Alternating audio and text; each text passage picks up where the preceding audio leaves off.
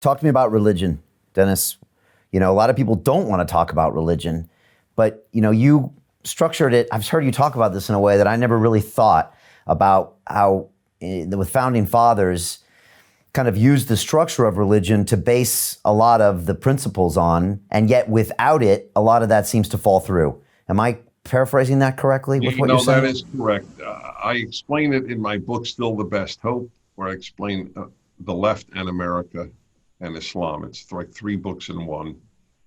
And I really commend it to your viewers, Still the Best Hope. And I explain the brilliance, because they were gifted, the founders of the United States. So in a nutshell, they wanted more than anything for people to be free.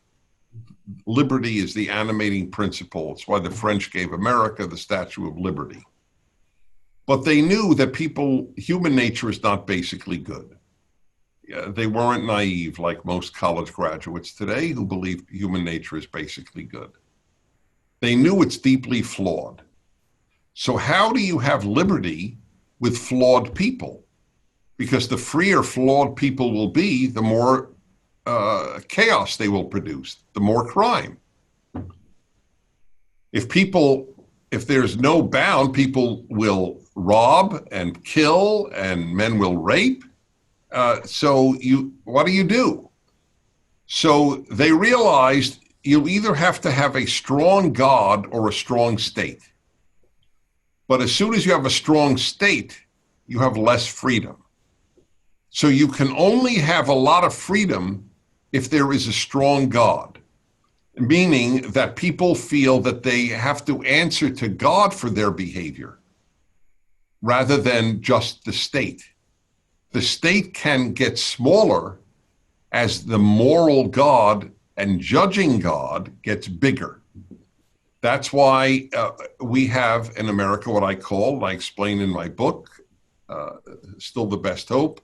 We have a trinity in America, just like Christianity has a trinity. And I didn't make it up. It's on every coin. Liberty, in God we trust, e pluribus unum. E pluribus unum meaning from many one. In God we trust is part of it. You can't, I tell secular liberals, secular conservatives all the time, conservatism will die if God dies. It's just the way it is. The freedom is dependent upon that belief. The Liberty Bell, the most iconic symbol of the American Revolution, the Liberty Bell has one thing written on it, a verse from the Bible, and you shall proclaim liberty throughout the land to all its inhabitants, from the book of Leviticus. But let me tell you something, writing a Bible commentary, and one of the books being Leviticus, very few people ever heard of Leviticus, let alone knew how to quote it. These people were not all Christian. They didn't all believe in Christ. They all believed in God. They all believed in the importance of the Bible. And yet our religious figures have failed in the U.S. If they can't announce that colorblind is God's desire, that's another microaggression, colorblind. If you say you're colorblind, you're really a racist. The whole point is to be colorblind. That doesn't mean I don't see your color. I'm not physically blind. I see your color. I see the color of your eyes. I see the color of your hair. But I am colorblind vis-a-vis the color of your hair because I infer nothing from it, correct? I attach no importance whether you have brown hair, white hair, gray hair, black hair, or blonde hair. I attach no significance to it. Nobody does.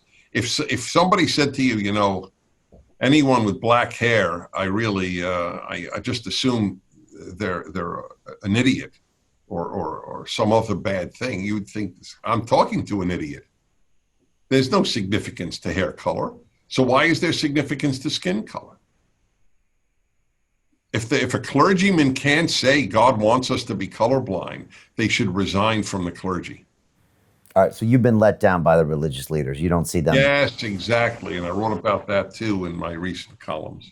Okay, all of them, all the religions in the U.S. You've been let down by. It's irrelevant. Exactly correct. There are a handful of Orthodox Jews and full of evangelical Christians, traditional Catholics that are saying, or a couple of Mormons, but by and large, which is very upsetting, as I wrote in my column, there is more fear of the New York Times and fear of the left among religious people than fear of God.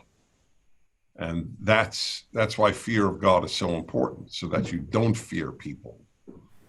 So that puts us in a tricky situation. I mean, you know, as a young person in America, well, for the past 20 or 30 years, religion hasn't always appealed with the bad PR of the Catholic Church and the leaders not being there. So does this put us on a crash course if religion is not part of the fabric anymore? It's burying itself in look, nobody's going to go to church. Certainly a young person isn't going to go to church or synagogue to hear what they hear on CNN. It's much more comfortable to be at home and watch CNN than go to church or go to synagogue to hear the same thing from the rabbi, priest, or minister. So that's why left-wing Christianity and left-wing Judaism are dying. The only denomination in Judaism that's growing is Orthodoxy. The only Christian denomination that's growing, Protestants, is evangelical. Because the mainstream churches and synagogues are irrelevant. They're a regurgitation of the New York Times editorial page.